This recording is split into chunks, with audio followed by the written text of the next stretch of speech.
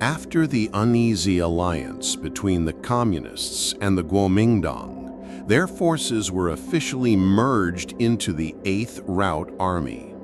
On paper, united under Chiang Kai-shek. But in truth, distrust ran deep. The two sides rarely spoke, rarely trusted, rarely fought as one.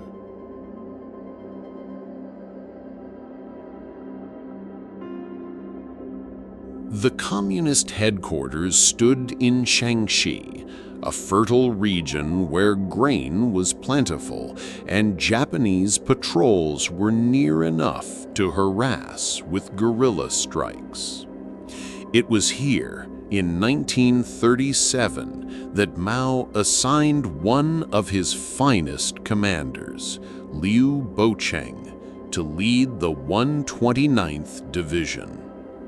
By his side, as political commissar, stood a rising figure, Deng Xiaoping.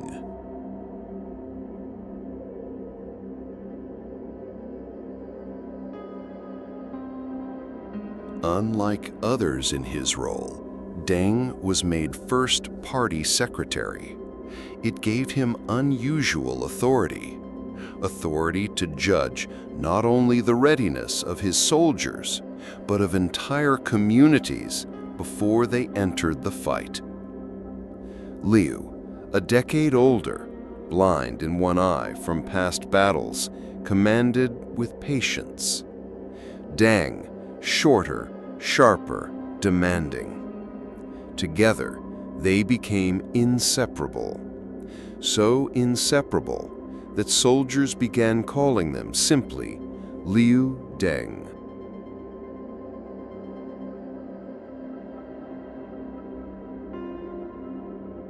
From hidden bases in the Taihang Mountains, the 129th Division struck where it could.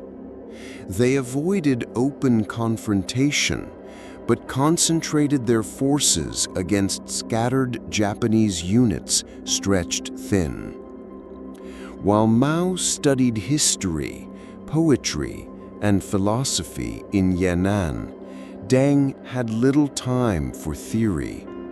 His world was practical, feeding troops, taxing fairly, building industries, and recruiting men for war.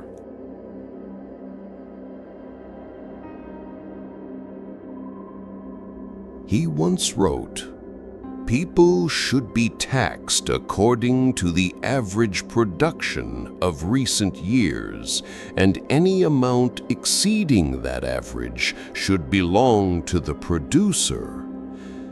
It was a rare glimpse of pragmatism in a time of survival.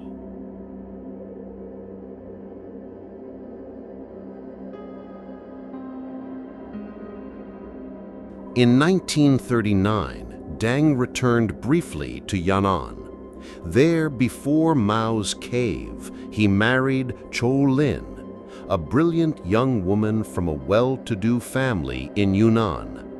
Educated, confident, 12 years his junior. She had studied physics at Peking University, a rarity for women of her time. The wedding was simple, almost rustic, but it sealed not only a marriage, it deepened Deng's bond with Mao, who stood witness that day.